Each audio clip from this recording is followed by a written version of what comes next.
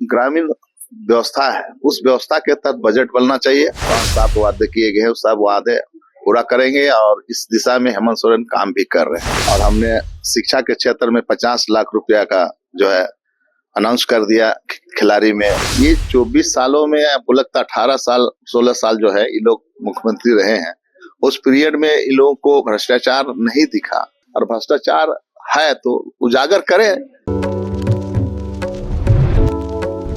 नमस्कार, SD news देख रहे हैं आप और मैं हूं आपके साथ गौरी रानी। 35 साल के किले को ध्वस्त करके विधानसभा पहुंचे हैं कांके विधायक सुरेश कुमार। बैठा हमारे साथ खास बातचीत के लिए सुरेश कुमार बैठा है। विधानसभा समिति के सदस्य भी बनाए गए हैं। बहुत शुभकामनाएं आपको। क्या कहेंगे, विधानसभा पहुंचे और अब कमेटी के सदस्य बनाए गए हैं, क्या कुछ आज बैठक में अध्यक्ष की तरफ से? निश्चित रूप से कांके विधानसभा के क्षेत्र के लोगों ने जो मुझे प्यार दिया, मोहब्बत दिया, और बहुत उनके प्रति मैं शुक्रगुजार हूँ। उनके प्रति मैं आभार व्यक्त करता हूँ, उनको धन्यवाद देता हूँ, भगवान रूपी मतदाता को, जिन्होंने 35 साल का किला को ध्वस्त करने का काम किया और एक कीर्तिमान स्थापित करने का काम किया है। तो उनके प्रति मेरा हमेशा जो है उनके प्रति मेरा श्रद्धा रहेगा, और क्षेत्र के विकास के लिए हम कोई कसर नहीं छोड़ेंगे। हमने शुरुआत भी कर दी है, और आपको बता दें कि हमने तीनों ब्लॉक में बैठक की है, सारे विभाग के पदाधिकारियों बैठे, और हमने शिक्षा के क्षेत्र में 50 लाख रुपया का जो है अनाउंस कर दिया खिलाड़ी में, बुढ़ऊ में 50 लाख रुपया। अब 50 लाख रुपया जो है कांके प्रखंड में शिक्षा के क्षेत्र में हम जो है मदद करेंगे, डिग्री कॉलेज के लिए कहा। तो इस हिसाब से आप सोच सकते हैं कि काम करने की जज्बा कितना है हम में। 2 कोल्ड स्टोरेज बनाने की भी बात कहा है। तो क्षेत्र के लोगों के प्रति मेरा शुरू से रहा है। मैं स्ट्रगल किया हूँ, नगद 25 साल स्ट्रगल किया हूँ। 3 चुनाव हारने के बाद भी क्षेत्र को कभी छोड़ा नहीं, लोगों के दुख सुख में रहा, और चौथी पारी ने पार्टी ने मुझे विश्वास जताया, और पार्टी मैं जीत दिला दिया है भी। एक सीट भी आई, और हम लोग का सीट बरकरार रहा जो पहले था। क्षेत्र के विकास की बात कर रहे हैं, डिग्री कॉलेज देने की बात कर रहे हैं, सभी के लिए बजट आवश्यक है। बजट सत्र शुरू होना है फरवरी में, कैसा बजट होगा सरकार का? ग्रामीण अर्थव्यवस्था को ध्यान में रखते हुए सरकार बता रही है कि ये बजट तैयार किया जाएगा। आप पूरा हिंदुस्तान ग्रामीण अर्थव्यवस्था पर डिपेंड करता है। कृषि बहुल क्षेत्र है, कृषि आधारित है। हमारे किसान 80% आज भी लोग गाँव में बसते हैं।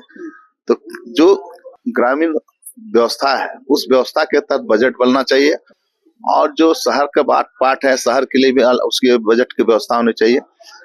जिस तरह से आज पूरा दुनिया चल रहा है, उस हिसाब से बजट का व्यवस्था हो, और झारखंड को संवारने में कोई कमी या कोई कसर न छोड़े, ऐसा बजट भी बजट में दिखाई देंगे। निश्चित रूप से जो भी वादे किए गए हैं, 5-7 वादे किए गए हैं, सब वादे पूरा करेंगे, और इस दिशा में हेमंत सोरेन काम भी कर रहे हैं।